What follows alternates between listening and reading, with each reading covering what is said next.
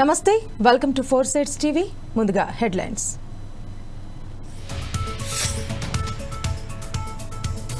నేటి నుంచి తెలంగాణలో భూభారతి చట్టం పోర్టల్ను ప్రారంభించనున్న సీఎం రేవంత్ రెడ్డి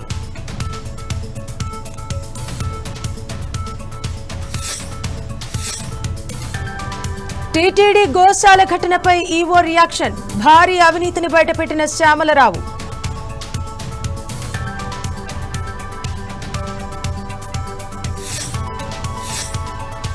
కంచగచ్చిబౌలి భూములపై ప్రధాని మోదీ సంచలన వ్యాఖ్యలు తెలంగాణ కాంగ్రెస్ ప్రభుత్వంపై ఫైర్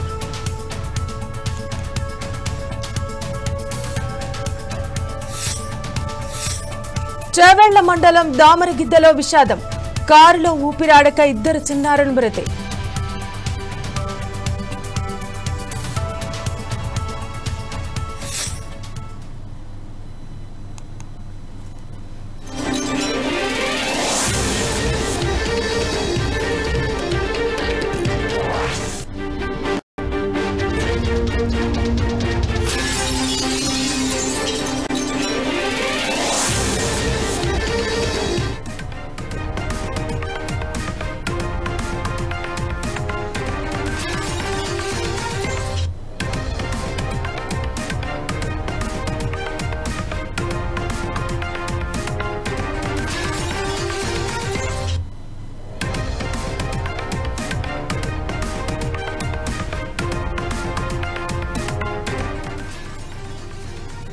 తెలంగాణలో నేటి నుంచి భూభారతి చట్టానికి కాంగ్రెస్ ప్రభుత్వం శ్రీకారం చుట్టనుంది. ముందుగా 3 జిల్లాల పరిధిలోని 3 మండలాల్లో దీనిని ప్రయోగాత్మకంగా అమలు చేయనున్నారు. ఈ మేరకు భూభారతి పోర్టల్ను సీఎం రేవంత్ రెడ్డి ప్రారంభించనున్నారు. పోర్టల్పై అవగాహన కల్పించేందుకు అన్ని మండలాల్లో సదస్సులు నిర్వహించనున్నారు. జూన్ 2వ తేదీన తెలంగాణ రాష్ట్ర ఆవిర్భావ దినోత్సవం సందర్భంగా ఈ భూభారతి చట్టాన్ని పూర్తి స్థాయిలో అమలు చేయాలని కాంగ్రెస్ ప్రభుత్వం నిర్ణయం తీసుకుంది.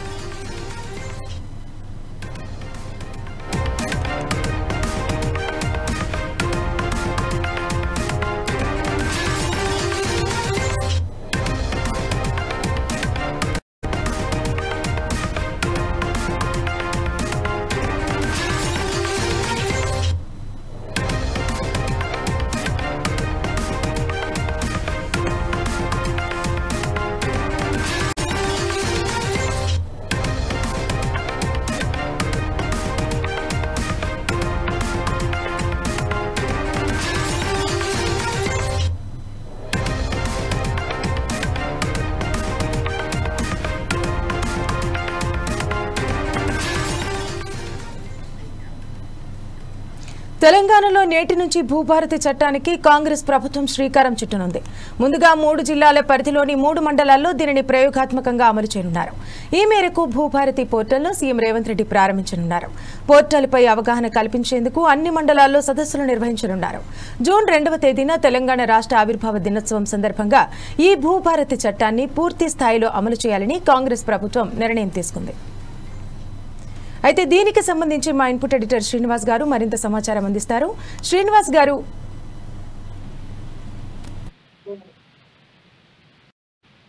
కొత్తగా అమల్లోకి తీసుకొచ్చారు.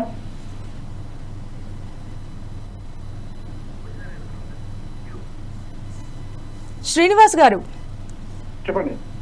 నూతనంగా భూభారతి చట్టాన్ని అమల్లోకి తీసుకొచ్చారు. ఒకసారి దీని గురించి మరింత సమాచారం చెప్తారా? అంటే ఇదివరకు ధరణి పోర్టల్ అని ఉండేది, అంటే కొత్త ప్రభుత్వం ఏర్పడిన కొద్దీ ఈ పేర్లు మారుస్తున్నారు. మరి ఇందులో ఏమైనా కొత్తగా మార్పులు చేర్పులు ఏమైనా ఉన్నాయా?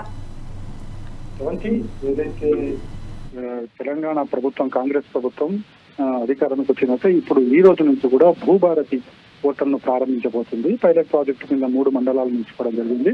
3 మండలాల తర్వాత అక్కడ ప్రయోగాత్మకంగా దీనికి సంబంధించిన సాధ్యాసాధ్యాలు లోపాలను గుర్తించిన తర్వాత దీన్ని మొత్తం రాష్ట్ర వ్యాప్తంగా కూడా అమలు చేయబోతుంది. వచ్చే ఏడాది జూన్ 2 నుంచి కూడా ఈ భూభారతి పోర్టల్ అమల్లోకి రాబోతుంది. ఇదైతే గతంలో బీఆర్ఎస్ ప్రభుత్వం అధికారంలో ఉండగా ధరణి అని చెప్పేసి పోర్టల్ తీసుకురావడం జరిగింది. అయితే ఈ ధరణి పోర్టల్ ద్వారా అనేక అవకతవకలు చోటు చేసుకున్నాయి. అదేవిధంగా భూములకు సంబంధించి కూడా అక్కడ అనేక ఇబ్బందులు ఏర్పడ్డాయి. అంటే ఏదైతే రిజిస్ట్రేషన్ సంబంధించి కావచ్చు, లేకుంటే ఒకరి పేరు మీద ఉన్న భూములు ఇంకోరికి రావచ్చు, లేకపోతే కొన్ని ఎవరి పేరు మీద అయితే భూములు ఉన్నాయి వారి పేరు మీద కూడా రాకుండా పోయే పరిస్థితి ధరణి పోర్టల్లో కనిపించింది. అదేవిధంగా మనకి అన్ని రాజకీయ పార్టీలు, బీఆర్ఎస్ మినహా అన్ని రాజకీయ పార్టీలు కూడా ధరణిని వ్యతిరేకిస్తూ వచ్చాయి. ఎందుకంటే ప్రతి చోట కూడా ఎక్కడో ఒక చోట దీనికి సంబంధించిన అవకతవకలు చోటు చేసుకోవడం జరిగింది. ముఖ్యంగా ఈ ధరణి పోర్టల్ని అడ్డం పెట్టుకుని కేసీఆర్ కుటుంబ సభ్యులు కావచ్చు, అధికార పార్టీకి సంబంధించిన నేతలు కావచ్చు, వాళ్ళంతా కూడా అక్కడ మిస్యూజ్ చేశారు. ఏదైతే ప్రభుత్వ భూమి కావచ్చు, లేకపోతే పోరంబోగు భూములు కావచ్చు, వాటన్నిటి కూడా వారి పేరు మీద తెచ్చుకునేలా కూడా ఈ ధరణి చట్టాన్ని వాళ్ళు రూపొందించుకున్నారని చెప్పేసి అనేక విమర్శలు వచ్చాయి. ఏదైతే ఎన్నికల సందర్భంగా కూడా కాంగ్రెస్ పార్టీ అధికారంలోకి వస్తే తాము ఈ ధరణి పోర్టల్ను రద్దు చేసి వాటి స్థానంలో భూభారత్ అనే కొత్త పోర్టల్ తీసుకొచ్చి తద్వారా ఎవరైతే నష్టపోయినారో వాళ్ళకందరికీ కూడా న్యాయం చేస్తాము అని చెప్పేసి ఎన్నికల సందర్భంగా కాంగ్రెస్ పార్టీ హామీ ఇవ్వడం జరిగింది. సో ఆ దిశలోనే ఇప్పుడు అడుగులు వేస్తూ భూభారతి చట్టాన్ని పోర్టల్ను కూడా ఈరోజు ముఖ్యమంత్రి ఆవిష్కరించబోతున్నారు. దీనిలో మనకి ఏవైతే ధరణిలో కనిపించిన లోటుపాట్లు కావచ్చు, లేకుంటే అవకతవకలకు ఆస్కారం ఉన్నాయి ఏవైతే ఉన్న ఎజెండా ఉందో వాటిని తొలగించి వాటి స్థానంలో ఎటువంటి అవకతవకలు జరగకుండా మొత్తం ఎవరికి చెందాల్సిన భూమి వారి పేరు మీదనే ఉండేలా కూడా ఈ భూభారత్ చట్టంలో ఉండబోతున్నాయని చెప్పేసి కూడా అధికారులు చెప్తున్నారు. ఈరోజు అధికారికంగా ముఖ్యమంత్రి రేవంత్ రెడ్డి 3 మండలాలకు సంబంధించి పైలట్ ప్రాజెక్టు కింద దీన్ని ప్రారంభించబోతున్నారు. ఒక్కొక్కటిగా విడతల వారీగా దీన్ని మొత్తం రాష్ట్ర వ్యాప్తంగా అమలు పరిచి జూన్ 2న ఎప్పుడైతే తెలంగాణ రాష్ట్రం అవతరణ జరుగుతుందో ఆ రోజున అది మొత్తం దీన్ని అమల్లోకి రాబోతుంది.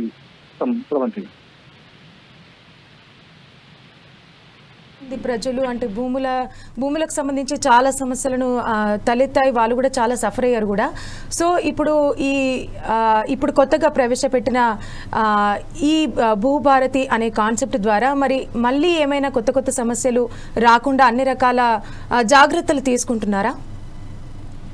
కాబట్టి ఇప్పుడు తీసుకొచ్చిన ఈరోజు నుంచి కూడా పైలట్ ప్రాజెక్ట్ కింద 3 మండలాలు తీసుకోవడం జరుగుతుంది. అంటే పైలట్ ప్రాజెక్ట్ కింద అంటే ముందు ఈ పోర్టల్ను అమలు చేసి ఈ 3 మండలాల ద్వారా ఏ సమస్యలు తలెత్తుతాయి, ఇందులో లోపాలు ఏమున్నాయి, అదేవిధంగా ప్రజలు ఏవైతే అప్లికేషన్స్ పెట్టుకున్నా కావచ్చు, రిజిస్ట్రేషన్ సంబంధించి కావచ్చు, ఎక్కడెక్కడ సమస్యలు తలెత్తుతున్నాయి అన్ని కూడా ఈ 3 మండలాల ద్వారా ప్రయోగాత్మకంగా ఫస్ట్ తెలుసుకోవాల్సింది.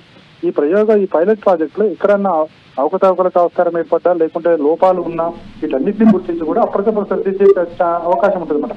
ఇలా సరిదిద్దుకుంటూ పోయి ప్రజల నుంచి వచ్చే ఏమైనా విజ్ఞప్తులు కావచ్చు, విన్నపాలు కావచ్చు, వాటన్నిటిని కూడా ఇందులో క్రోడీకరించి మొత్తం ఈ పోర్టల్ను పూర్తి స్థాయిలో పారదర్శకంగా రూపొందించాలన్నది ప్రభుత్వ ధ్యేయంగా కనిపిస్తుంది. అందుకోసమే ధరణి పోర్టల్ రద్దు చేయడం జరిగింది. ఇప్పుడు దాని స్థానంలోనే భూభారతి పోర్టల్ తీసుకురావడం కూడా ఒక రీజన్ అది. అంటే ఈ పైలట్ ప్రాజెక్ట్ అనేది ఏమిటంటే ఇక్కడ వచ్చే లోపాలు అంటే ఏవైతే మనం ఫీల్డ్ మీద ఉన్నప్పుడు మనకి ఈ పోర్టల్ అమలు పరిచే దిశలో ఉన్నప్పుడు కొన్ని సమస్యలు తలెత్తాయి. ప్రతి ప్రాజెక్టు కావచ్చు, లేదా ప్రతి స్కీము కావచ్చు, లేకుంటే ఏదైనా మనం ఒకసారి అమలు పరిచామంటే దాంట్లో కొన్ని లోపాలు ఉంటాయి. సో ఆ లోపాలు సరిదిద్దేందుకే పైలట్ ప్రాజెక్టు కింద దీన్ని తీసుకోవడం జరిగింది. ఈ 3 మండలాల్లో తలెత్తే సమస్యలు, లోపాలు అన్నింటినీ కూడా సరిదిద్దుకుంటూ మొత్తం జూన్ 2 నాటికి పూర్తి స్థాయిలో ఈ పోర్టల్ను సిద్ధం చేసి ప్రజలకు అందుబాటులో ఉంచాలన్నదే రేవంత్ రెడ్డి సర్కార్ నిర్ణయంగా మనం చూడాల్సి ఉంటుంది. Okay, thank you Srinivas.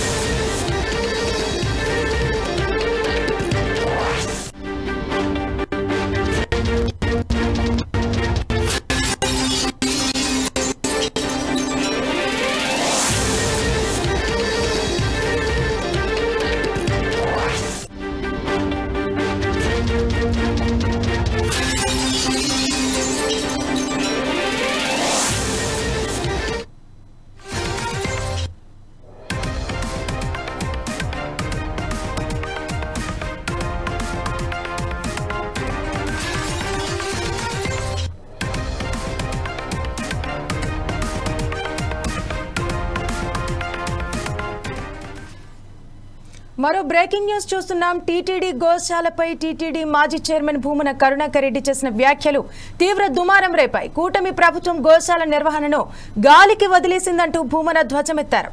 TTD గోశాలలో గత 3 నెలల్లో 100కు పైగా ఆవులు చనిపోయాయంటూ ఆరోపించారు.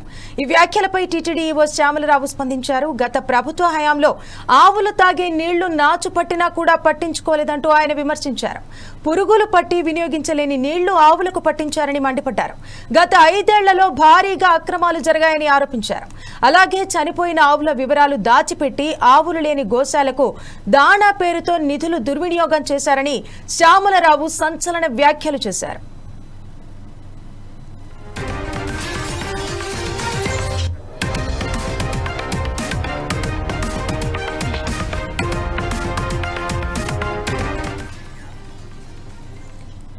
దీనికి సంబంధించి మరింత సమాచారం శ్రీనివాస్ అందిస్తారు. శ్రీనివాస్ చెప్పండి, అంటే ఇటు నూతనంగా ప్రభుత్వం ఏర్పడిన తర్వాత అదే ఇది టీడీపీ ప్రభుత్వం ఏర్పడిన తర్వాత ఏపీలో మొన్న కల్తీ నెయ్యి అని, ఇప్పుడు మళ్ళీ ఆవులని చంపి అంటే ఆవులు చనిపోయినా కూడా దాచిపెట్టి ఈ విధంగా చేశారని చెప్పడం, ఇదంటే అంతే కొత్తగా వినిపిస్తున్నాయి. అసలు ఏం జరిగింది అక్కడ? అయితే ఒకటి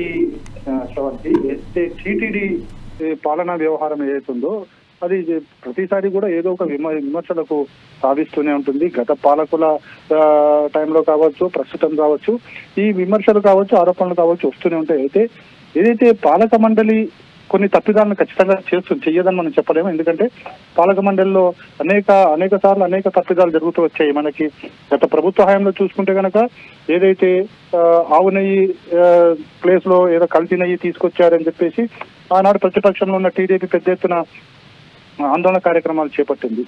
ఇప్పుడు తాజాగా చూసుకుంటే మళ్ళీ ఈ టీడీపీ గవర్నమెంట్ అధికారంలోకి వచ్చిన తర్వాత టీటీడీ పాలక మండలికి సంబంధించి కావచ్చు, టీటీడీ పాలనా వ్యవహారంలో కావచ్చు, ఆ టీటీడీ తిరుమల తిరుపతి దేవస్థానం నిర్వహణ విషయంలో కావచ్చు కొన్ని తప్పిదాలు జరుగుతున్న మాట వాస్తవం అనేది అందరూ అంగీకరిస్తున్నారు. ఎప్పుడైతే మనకి ముఖ్యంగా ఏదైతే టీటీడీకి సంబంధించి ఆవుల సంరక్షణ ఏదైతే ఉందో గోశాల ఉంటుందో గోశాలను మెయింటైన్ చేయాల్సిన బాధ్యత టీటీడీ మీదే ఉంటుంది. ఎందుకంటే టీటీడీ నిర్వహిస్తున్నది కాబట్టి. కానీ గోశాలలో గత 3 నెలల నుంచి కూడా అనేక ఆవులు చనిపోయాయని చెప్పేసి వైసీపీ నేత మాజీ టీటీడీ చైర్మన్ భూమన కరుణాకర్ రెడ్డి ఆరోపిస్తున్నారు. గత కొంతకాలంగా కూడా ఈ ఆవులకు అనేక రోగాలు వస్తున్నాయి, వాటిని పట్టించుకునే నాదుడే లేడు, ఆ రోగాల బారిన పడడంతో అవి చనిపోతున్నాయని చెప్పేసి కూడా భూమన కరుణాకర్ రెడ్డి ఆరోపించడం జరిగింది. అయితే భూమన కరుణాకర్ రెడ్డి ఆరోపించిన దాంట్లో కొన్ని వాస్తవాలు కూడా ఉన్నాయనేది మాత్రం టీటీడీ నర్మగర్భంగానే అంగీకరిస్తుంది. ఎందుకంటే పశువులు చనిపోతున్న మాట వాస్తవం, కానీ భూమన కరుణాకర్ రెడ్డి చెప్తున్నట్టు వైసీపీ నేతలు చెప్తున్న స్థాయిలో లేవు అనేది టీటీడీ చెబుతుంది. అయితే మొన్న టీటీడీ ఈవో శ్యామలరావు స్పందించారు. అదేవిధంగా టీటీడీ చైర్మన్ బిఆర్ నాయుడు కూడా స్పందించడం జరిగింది. అయితే ఈ మొత్తం వ్యవహారం మీద కూడా పూర్తి స్థాయిలో చర్చ జరపాలి, దీని ఎంక్వైరీ వేయాలని చెప్పేసి వైసీపీ డిమాండ్ చేస్తుంది. అయితే ఈ 3 నెలలుగా కూడా ఎక్కడైతే ఆ పశువులు ఆవులు ఎక్కడైతే ఉంటాయో గోశాల ఎక్కడ ఉంది, గోశాలలో వాటికి వైద్యం కూడా అందించాలంతగా టీటీడీ వ్యవహరిస్తుంది అని చెప్పేసి కూడా ఆరోపణలు వస్తున్నాయి. ఈ టీటీడీ వ్యవహారం మీద నిగ్గు తేల్చాల్సిన బాధ్యత ఉంది అని చెప్పేసి కూడా వైసీపీ డిమాండ్ చేస్తున్న పరిస్థితి కనిపిస్తుంది. మొత్తానికైతే టీటీడీ వ్యవహారము అది ఒక వైపు అధికార పార్టీ ప్రతిపక్ష పార్టీల మధ్య ఒక మాటల యుద్ధానికి అయితే దారి తీసిందని చెప్పొచ్చు. శ్రీనివాస్.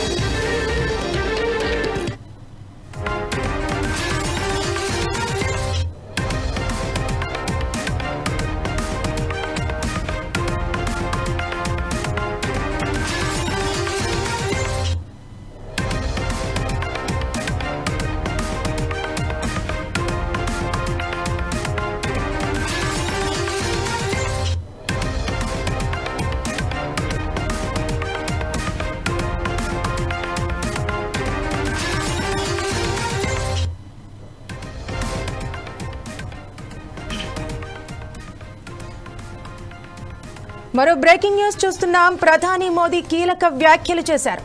తెలంగాణలోని కంచగచ్చిపోలి భూముల వివాదాన్ని ప్రస్తావిస్తూ ఆయన తీవ్ర విమర్శలు గుప్పించారు.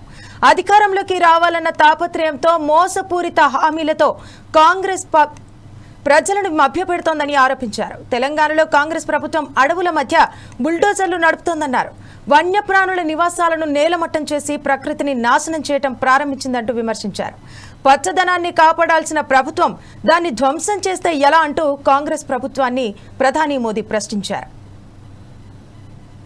सरकार भी जनता से किए वादे भूल गई है. वहां कांग्रेस, वहां की सरकार जंगलों पर बुलडोजर चलवाने में व्यस्त है. जानवरों को खतरा, यही है कांग्रेस की कार्यशैली. हम यहां कचरे से गोवर्धन बनाने के लिए मेहनत कर रहे हैं और वो बने बनाए जंगलों को उजाड़ रहे हैं. यानी सरकार चलाने के दो मॉडल आपके सामने है. एक तरफ कांग्रेस का मॉडल है जो पूरी तरह झूठ साबित हो चुका है, जिसमें सिर्फ कुर्सी के बारे में सोचा जाता है. दूसरा मॉडल बीजेपी का है जो सत्य के आधार पर चल रहा है, बाबा साहब आंबेडकर ने दी हुई दिशा पर चल रहा है, संविधान की मर्यादाओं को सर आंखों पर चढ़ा के चल रहा है. तेलंगाना की कांग्रेस सरकार भी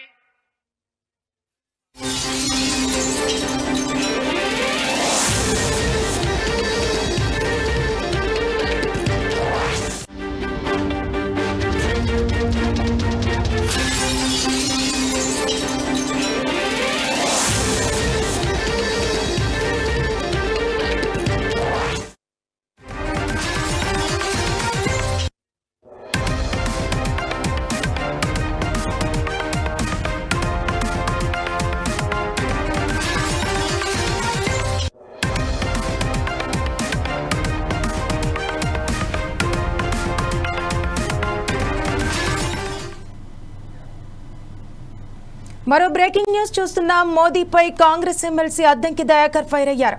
ప్రధాని మోదీ కులాల పేరుతో హిందువుల మధ్య చిచ్చు పెట్టి విడగొడుతున్నారంటూ ఆరోపించారు. అమెరికా మోచేతి నీళ్లు తాగేందుకు మోదీ ప్రయత్నిస్తున్నారని అద్దంకి దయాకర్ విమర్శించారు. కాంగ్రెస్ తీరు బిడ్డను బతికించి తల్లిని చంపినట్టుగా ఉందని, గతంలో మోదీ అన్న మాటలు తెలంగాణ ప్రజలు మర్చిపోయారని ఆయన తేల్చి చెప్పారు. మరి బతికిన బిడ్డకు చచ్చిన తల్లి మోదీ చేసిందేమిటి బూడిద అని అద్దంకి దయాకర్ ధ్వజమెత్తారు. కాంగ్రెస్ పాలిత రాష్ట్రాల మీద విషం కక్కడం అనేది ఇది మొదటి నుంచి ఆనవాయితీ. ఆయన బీజేపీ పాలిత రాష్ట్రాలకే ప్రధానమంత్రిగా వ్యవహరిస్తున్నాడు. తెలంగాణ ప్రభుత్వం మీద, కర్ణాటక ప్రభుత్వం మీద, హిమాచల్ ప్రభుత్వం మీద ఆయన చూపిస్తున్న వివక్ష రాజ్యాంగ వ్యతిరేకం. రాజ్యాంగ వ్యతిరేక శక్తిగా ఒక ప్రధానమంత్రి ఉండడం అనేది దురదృష్టకరం. నిరంతరం నిధులు రాకుండా చేయడం, ప్రభుత్వాలను అబాసుపాలు చేయడం, ముఖ్యమంత్రుల మీద క్యారెక్టర్ అసాసినేషన్ చేయడం అనేది ఒక తంతుగా మారిన పరిస్థితి. మోడీ పరిపాలన ఈరోజు ఎట్లుంది? ఆయన ఈ దేశాన్ని రెండు దృక్కోణాల నుంచి చూస్తుండు, రెండు రాష్ట్రాలుగా, రెండు ఫేసెస్గా చూస్తున్నాడు. ముస్లింలను విడగొట్టడమే, హిందువులను విడగొట్టడమే, క్రిస్టియన్స్ విడగొట్టడమే, భారతదేశాన్ని ఉత్తర భారతదేశం, దక్షిణ భారతదేశంగా విడగొట్టడమే. విడగొట్టడానికి ఏజెంట్గా ఈ రాష్ట్రానికి పట్టిన ఒక దరిద్రంగా మోడీని చూడాల్సిన పరిస్థితి వచ్చింది ఇప్పటి. కానీ అమెరికా కాడ ఇలా చేతులెత్తి వాళ్ళ మోచేతి నీళ్లు తాగడానికి ప్రయత్నం చేస్తాడు. కానీ కాంగ్రెస్ పాలిత రాష్ట్రాల్లో ఇంత మంచి కార్యక్రమాలు చేస్తుంటే, రాజ్యాంగబద్ధ రాజకీయాలు చేస్తుంటే, రాహుల్ గాంధీ గారి నేతృత్వంలో అపోజిషన్ పార్టీ పార్లమెంట్లో తన పెర్ఫార్మెన్స్ చూపిస్తున్నప్పుడు రాష్ట్రాలుగా ఇలా తెలంగాణ తన వీరోచితమైన పోరాటం మీ మీద చేస్తున్నందుకే ఈ కుట్ర చేస్తున్నావు. గతంలో కూడా ఆంధ్రప్రదేశ్ తెలంగాణ విభజన మీద కూడా మీరు చేసిన కామెంట్ ఏం తెలంగాణ ప్రజలు మర్చిపోరు. తల్లిని చంపి బిడ్డను బతికిచ్చిందని గతంలో ఒక మాట అన్నారు. మరి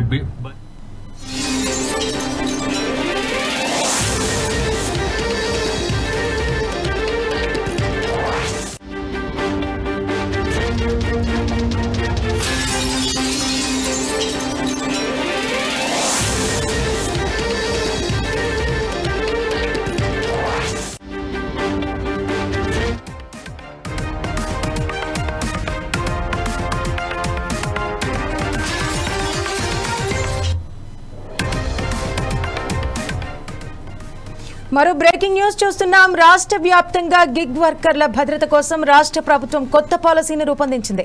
గిగ్ వర్కర్ల ఉద్యోగ భద్రత, జీతాలు, యాక్సిడెంటల్ బీమా, గ్రీవెన్స్ సెల్, సామాజిక భద్రత, వర్కర్లపై కంపెనీల వేధింపులు జరిపినప్పుడు చర్యలు తీసుకోవడం వంటి అంశాలు ఈ పాలసీలో ఉన్నాయి. అదేవిధంగా కంపెనీలలో 1% సెస్ను వర్కర్ల భద్రతకు ఉపయోగించాలని పాలసీలో స్పష్టం చేశారు. ఈ పాలసీపై క్లియరెన్స్ కోసం న్యాయశాఖకు కార్మిక శాఖ ప్రతిపాదనలు పంపింది. వారంలో క్లియరెన్స్ రానుందని కార్మిక శాఖ అధికారులు చెబుతున్నారు.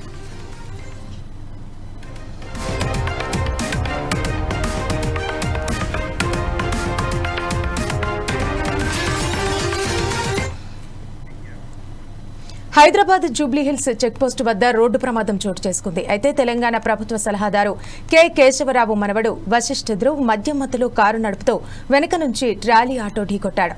ఈ ప్రమాదంలో కారు ముందు భాగం, ఆటో వెనుక భాగం ధ్వంసమైంది. ధ్రువ్కు పోలీసులు బ్రీత్ అనలైజర్ టెస్ట్ నిర్వహించగా 150 బీఎస్సీ పాయింట్లు వచ్చాయి. దీంతో ధ్రువ్పై పోలీసులు కేసు నమోదు చేశారు. ఇక దీనిపై మరింత సమాచారం మా ప్రతినిధి చందు అందిస్తారు. చందు చెప్పండి, అసలు అక్కడ ఏం జరిగింది? అంటే జూబ్లీహిల్స్ మధ్యాహ్నం నగర మేయర్ మేనల్లుడు ధ్రువ్ కుమార్ కారు యాక్సిడెంట్ చేసిన సంఘటన చోటు చేసుకుంది. ఈ కారు యాక్సిడెంట్ జరిగిన బంజారాహిల్స్ పోలీస్ స్టేషన్ పరిధిలో ఈ సంఘటన చోటు చేసుకున్నది. కాంగ్రెస్ కేశవరావు మనవడు నగర మేయర్ గద్వాల విజయలక్ష్మి మేనల్లుడు అయిన ధ్రువ్ కుమార్ యాక్సిడెంట్ చేసినట్టు పోలీసులు నిర్ధారణ అయితే చేశారు. నిన్న మధ్యాహ్నం జూబ్లీహిల్స్ చెక్ పోస్టు మార్గంలో వెళ్తున్న సందర్భంలో ముందుగా వస్తున్న డీసీఎం వ్యాన్ గ్యాస్ సిలిండర్ల వ్యాన్ను గుద్దడంతో యాక్సిడెంట్ జరిగింది. ఈ యాక్సిడెంట్లో ఎలాంటి అయితే గాయాలు కాయలేదు. ధ్రువ్ కుమార్ డ్రైవింగ్ చేసే సందర్భంలో అతను మద్యం సేవించాడని చెప్పి పోలీసులు అయితే బ్రీతింగ్ టెస్ట్ ద్వారా చెప్పడం జరిగింది. ఈ బ్రీతింగ్ టెస్ట్లో ధ్రువ్ కుమార్ ఎవరైతే నగర మేయర్ గద్వాల విజయలక్ష్మి మేనల్లుడు అయితే ఉన్నారో అతను మద్యం సేవించి 150 MBBS BS వచ్చినట్టు బ్రీతింగ్ టెస్ట్లో పోలీసులు అయితే తెలిపారు. నిన్న జరిగిన ఈ సంఘటన బంజారాహిల్స్ పోలీసులు కేసు నమోదు చేసి దర్యాప్తు చేపట్టారు. ధ్రువ్ కుమార్ అయితే పై కేసు నమోదు చేశామని చెప్పి ఏసీపీ చామల వెంకటరెడ్డి అయితే తెలపడం జరిగింది.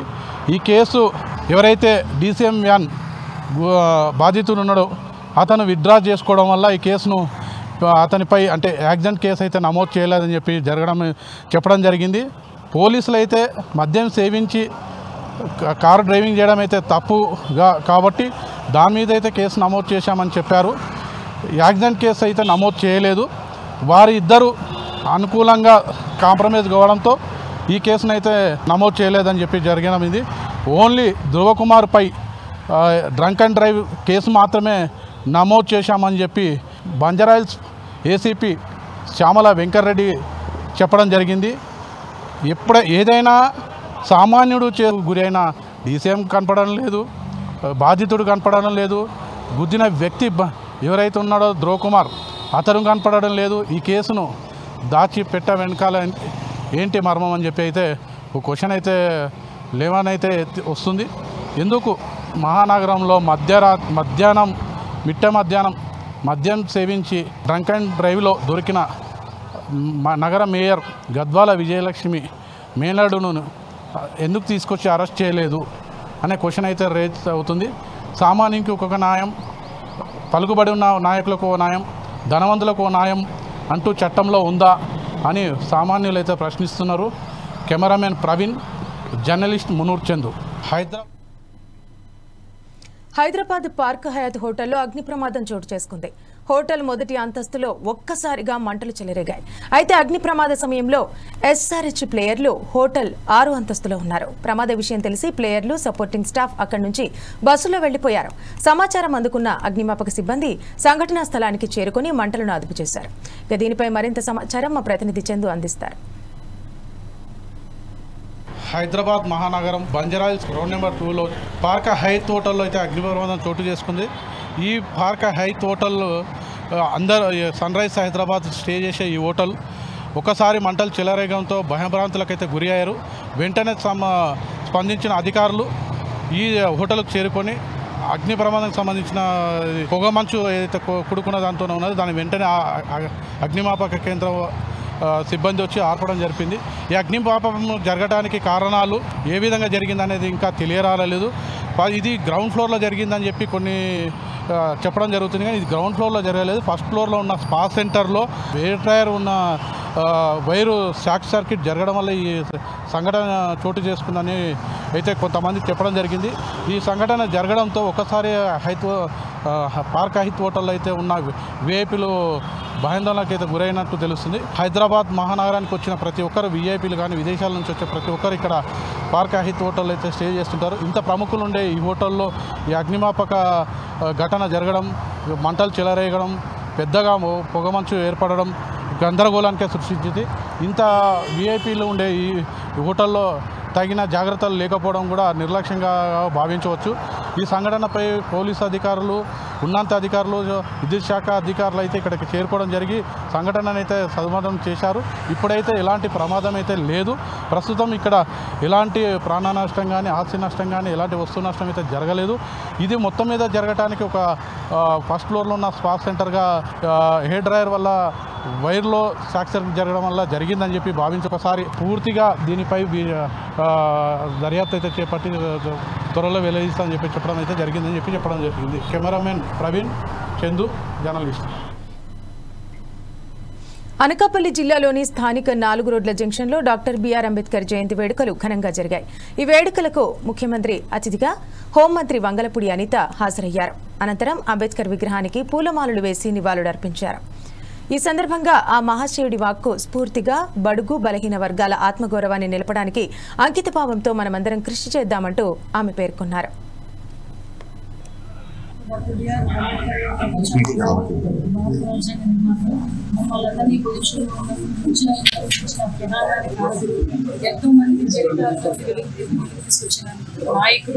అదేవిధంగా స్వేచ్ఛ సమానత్వం గురించి పోరాటం చేసిన వ్యక్తి doctor BR Ambedkar state festival declare చేసి అనకాపల్లి జిల్లాలో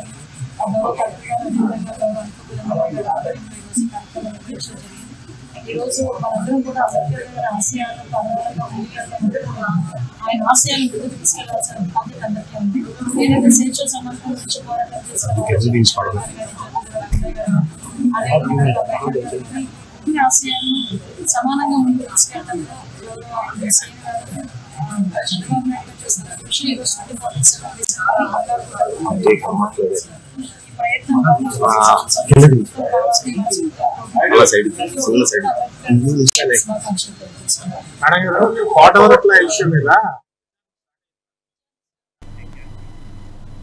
ఆదిలాబాద్ జిల్లాలో డాక్టర్ బిఆర్ అంబేద్కర్ జయంతి వేడుకలు ఘనంగా జరిగింది. పట్టణంలోని అంబేద్కర్ చౌక్లోని అంబేద్కర్ విగ్రహానికి ఎంపీ గోడం నగేష్, ఎమ్మెల్యే పాయల శంకర్ పూలమాలలు వేసి నివాళులర్పించారు. అనంతరం మాజీ మంత్రి జోగురామన్న కూడా అంబేద్కర్ విగ్రహానికి నివాళులర్పించారు. అలాగే జిల్లాలోని సాంఘిక సంక్షేమ కార్యాలయం ఆవరణలో కూడా ఘనంగా అంబేద్కర్ వేడుకలు నిర్వహించారు. ఈ వేడుకల్లో కలెక్టర్ రాజర్షిషా పాల్గొని అంబేద్కర్ విగ్రహానికి నివాళులర్పించారు. 341 ఆర్టికల్ ప్రకారంగా తెలంగాణ రాష్ట్రం ఏర్పడడం, ఇవాళ మనం దేశం ప్రపంచం అంతా కూడా బాబాసాహెబ్ అంబేద్కర్ యొక్క జయంతులు వర్ధంతులు జరుపుకుంటా ఉన్నాం. వారు రాజ్యాంగం రాసిన తర్వాతనే భారతదేశంలో ఉన్నటువంటి నిమ్న జాతులందరికీ కులాలకు మతాలకు అతీతంగా ఇలా భారతదేశం గొప్ప ప్రజాస్వామ్య దేశం. ఈ ప్రజాస్వామ్య దేశంలో బతకడానికి బాబాసాహెబ్ అంబేద్కర్ రచించినటువంటి రాజ్యాంగం ప్రకారంగానే ఈరోజు మనం అందరం కూడా మనకు దిశను చూపినటువంటి వ్యక్తి, గొప్ప వ్యక్తి మరి బాబాసాహెబ్ అంబేద్కర్ గారు. ఈరోజు ఘనంగా డాక్టర్ బాబాసాహెబ్ అంబేద్కర్ జయంతి 134 జయంతి జరుపుకుంటున్నాము. ఆదిలాబాద్ జిల్లా ప్రజలు, ఆదిలాబాద్ జిల్లా ప్రతినిధులు అందరికీ కూడా డాక్టర్ బాబాసాహెబ్ అంబేద్కర్ 134 జయంతి శుభాకాంక్షలు తెలియజేస్తున్నాము. మీ అందరికీ తెలుసు, మనం గతం వారం 10 రోజుల క్రితంలో మళ్ళీ అందరూ సంఘాలతో కలిసి ఈ మహనీయులు జయంతి ఏ విధంగా ఘనంగా జరపాలి, దానికి మొత్తం ప్రిపరేటరీ అరేంజ్మెంట్స్ కూడా చేసుకోవడం జరిగింది. మొన్న మనం డాక్టర్ బాబు జగజీవన్ రామ్ జయంతి, తర్వాత మహాత్మా జ్యోతిబా ఫూలే జయంతి, అండ్ ఈరోజు మహనీయులు భారతరత్న డాక్టర్ బాబాసాహెబ్ అంబేద్కర్ జయంతి కూడా జరుపుకోవడం జరుగుతుంది. ముఖ్యంగా డాక్టర్ బాబాసాహెబ్ అంబేద్కర్ గారు అంటే భారతదేశ నిర్మాత, భారత్ కాన్స్టిట్యూషన్ నిర్మాత. మనం ఈరోజు ఇక్కడ మాట్లాడుతున్నాము, ఏమైనా పని చేస్తున్నాము, అందరూ సంఘాలు, అందరూ కమ్యూనిటీ కలిసి వారు అభివృద్ధి కోసం పని చేస్తున్నారంటే ఓన్లీ డాక్టర్ బాబాసాహెబ్ అంబేద్కర్ వారి కృషి. మరిన్ని వార్తలు విశేషాల కోసం చూస్తూనే ఉండండి 4 Sides TV. నమస్తే.